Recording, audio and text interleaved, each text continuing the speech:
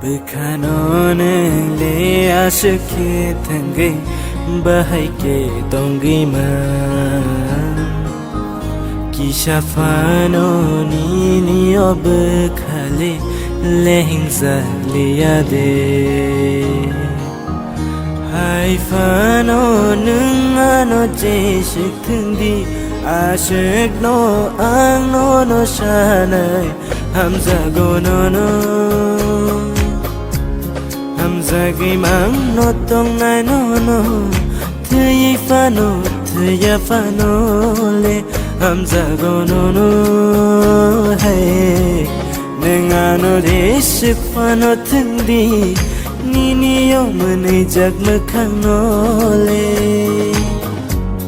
Ang be lai cha cha go Ani bukha shirang go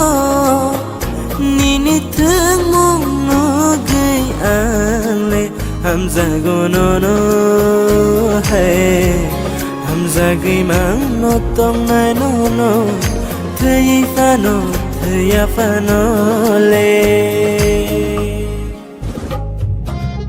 Oh oh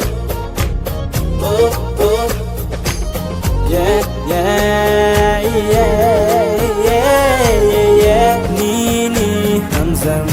no wa Manamo chungo ne ta gai Hamza la le mu chung sai kya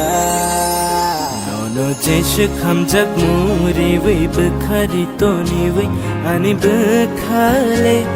ashik fano goshi wei na she mu chung sai kya no ashike Hamza go hey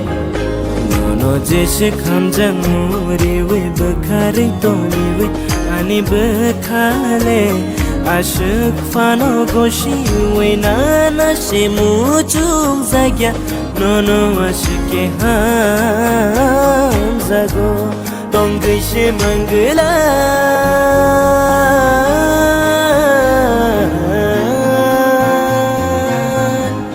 tong gai she mangla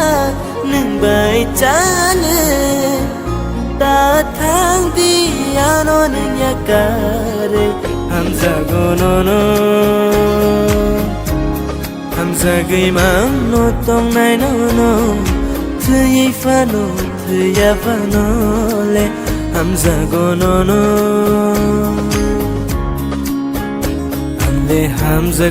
Hamza go no le Nele bahai buji nai Buji ui fa no she nele shia hai ke Bahai ke kongi ma Ani ob khab shak se khamai tombo Nung abo no le no ya Hamza go no Hamza gi mang no tong nai no Thuyi fa no thuya fa no le Shai ma no ang le Nung bo Hamza go Tangi huye tong ba ano le Hamza go nung bo Shai ma no nung le shaya tong fa no Ni yo mo kala no gai ale Hamza go nung bo